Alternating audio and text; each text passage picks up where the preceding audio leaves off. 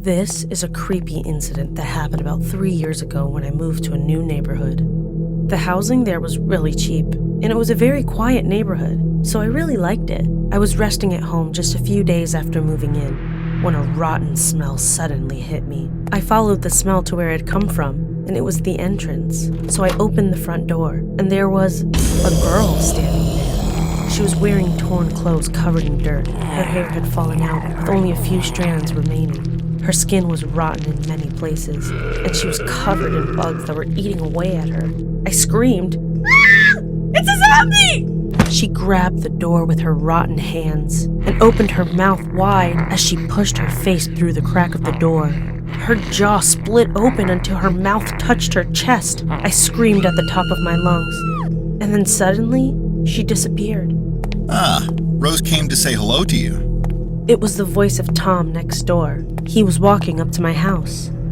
When you meet her, you must give her some candy. Otherwise, she'll have a hard time. She's the reason we have so many candy stores in our neighborhood. As he said that, he gave me a piece of candy and walked back to his house. I was in a daze. I couldn't understand anything he was saying at all. Her face kept popping into my head for the rest of the day. The rotten skin, the smell, and even the creaking sounds of her bones when her mouth opened. I tried to forget about it, but I kept thinking about it until I fell asleep.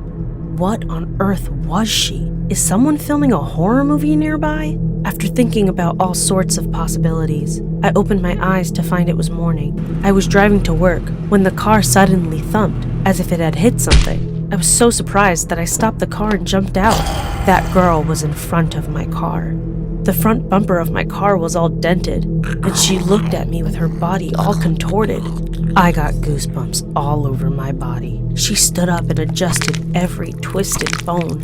Then she came towards me and stretched out her hand. Her hands were full of candy remnants. When she opened her mouth, ants crawled all over her rotten teeth.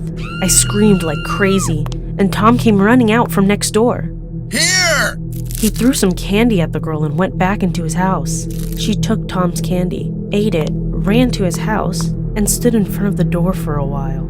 I couldn't believe what I was seeing, and then I realized something. Her hair and clothes didn't move at all, and she moved as if gravity didn't exist.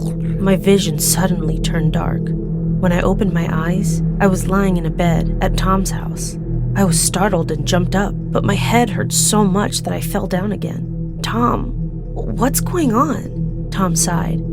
If you stay in the same place as Rose for a long time, the cells in your body start to die. You may have noticed, but she's not a living being. Everything around her loses its vitality. Trees, flowers, animals, even oxygen. 20% of the deaths that occur in our neighborhood are unsolved. Why? Because the culprit is not from this world. I got goosebumps again, but I also thought that Tom was making fun of me. I couldn't believe it because I've never seen anything like a ghost in my life. But from then on, I always carried candy in my pocket. And every time I ran into her, I threw her a piece of candy and ran away. One time, I accidentally threw the candy too high, and another hand came out of her mouth and snatched it away. It was only then that I realized what Tom said was true. I went to Tom's house and asked him about the people who had died because of her. At first, he waved his hands, saying he didn't want to even think about it. But when I persisted, he eventually started talking. The first was Chase, a strapping 18-year-old man who mistook Rose for a person. Up until then, her face had not rotted and she was quite pretty. So he kissed her, and a few hours later, he vomited up blood and died. When the autopsy was performed, hundreds of bugs were found in his body. They had eaten all of his organs. Of course, the police could not find the cause. It doesn't make any sense. I know. What about the next person? He was silent for a moment and poured himself a cup of coffee. I could see his hands shaking. It was a middle-aged woman named Nicole. But one day, she was found dead with a snake stuck in her throat. The police were unable to find any evidence, and the case remained unsolved. We thought it was Rose who did it, because Nicole always said, "Go away, Satan," whenever Rose appeared. I guess Rose didn't want to hear that. My body was shaking from the shock. "You'd better stop. I don't want to puke in your house." Yeah, But if you just carry candy, our neighborhood is a really nice place to live. He smiled awkwardly and handed me some candy.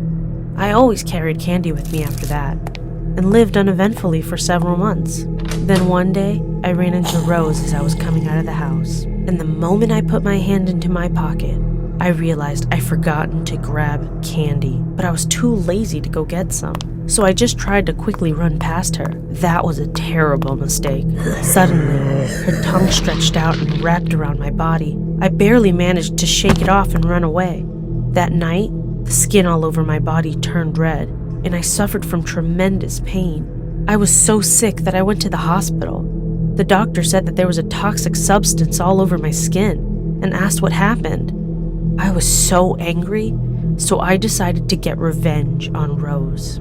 I started carrying an iron ball with me, and when I ran into her again sometime later, I threw the ball at her and shouted, "It's a new kind of candy!" She took the iron ball, put it in her mouth, and swallowed it. Moments later, she fell to the floor in incredible pain, clutching her neck, and crawled away writhing. She hadn't been seen in town since then, and it's rumored that she simply disappeared. People started walking around the quiet streets furtively. People held a candy smashing festival, saying that they can finally go around without candy. I was proud that I had defeated her. Then one day, I was walking around the neighborhood. I saw a huge man eating cotton candy. However, upon closer inspection, it was not a man, but Rose. She looked completely different from before. The skin all over her body seemed to be covered with gray stones. Her neck had become thick like a toad. I screamed at her grotesque appearance, and she opened her mouth very wide and ran towards me. I smelled a strong mixture of sweet and rotten, and I ran for my life. She retched and expelled a hot, sticky liquid all over me. The liquid covered me completely, and as the liquid gradually hardened, my body also began to harden along with it. I thought, this is how I die. Then I heard someone shout, "Here's a big piece of candy!" and she stopped and turned her head. Tom and a priest were standing there. The priest threw a large water balloon at her, which she caught and swallowed. Then suddenly, she became extremely distressed. Her body began to melt, and she dissolved into the ground and disappeared. What the priest had thrown was a water balloon filled with holy water. Tom broke me free from this weird shell she had encased me in. I packed my bags and moved away the next day. I don't know what happened to her after that. Tom said she was completely gone, but I think she will come back again someday.